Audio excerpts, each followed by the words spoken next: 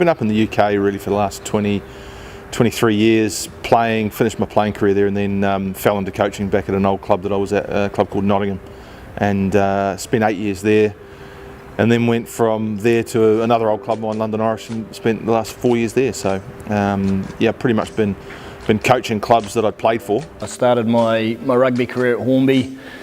Grew up, was born and bred in Hornby. Went to school, so started my rugby there. I got to high school, and most of my players, my teammates, sort of went off and played for their schools. So I played down a grade for Hornby in the morning and got a phone call from West Melton in the afternoon to go and play for them. It wasn't until we played Pribbleton here for West Melton that I realised that half my schoolmates were playing for Pribbleton. So they used to play league for Hornby in the morning, and then they'd come out and play club rugby here. So the following year I made the switch, and my first year of rugby for Pribbleton would have been around 1993, playing under 15s. Really excited to be back in the environment, really. Obviously have a lot of fond memories of my time here as a player in the past. I'm just really excited to be back in the environment and being in a position where I can give something back to the Canterbury jersey. Nathan's come new into a role as core skills coach, so that's a new role for the province, but one I felt was really important to make sure that players are on top of their individual skills. So I'd worked with a guy doing this role with me previously, and it was really successful. So having someone of Nathan's calibre, firstly he's got huge credibility because he's played for the province, played for the All Blacks.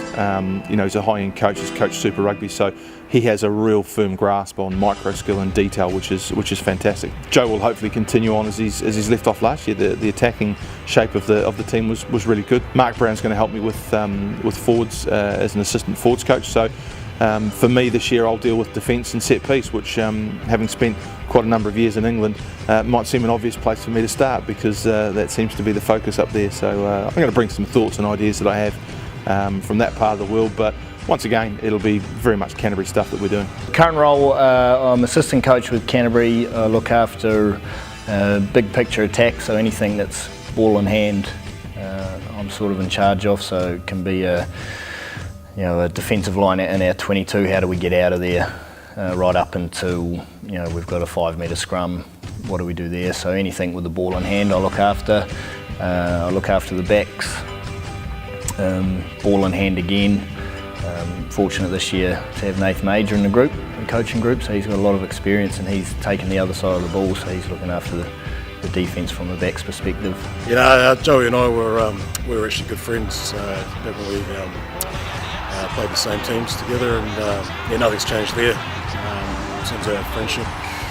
As far as the coaching setup goes, I think the key thing there, like with any coaching group, is that everyone's really clear what their role is, which is no different in our case. So no, it's not too much mediating for Glenn to sort out. Maybe other than when Joe starts getting a bit too cheeky, as he does sometimes. Glenn may need to step in from time to time. The common denominator between the three of us is we all like to have a laugh. I think that's been a big part of helping us all sort of starting to gel together. I think we all appreciate good humour. All three of us. We're really keen to remind our young guys not to forget where they've come from. So for me to be out here, I've got a lot of good memories, made a lot of good friends in the club. It's still a pretty special place to me. I get out here, like I say, it's a little bit more difficult now with the job that I've got, but I'm certainly here every club day. Like I said earlier, I try and play at least one game a year.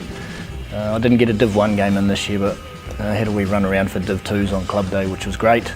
It's just special. I think you shouldn't ever forget where you've come from, and there's plenty of people in this club that have helped me get to where I am. The history is something that you shouldn't really ever be afraid of.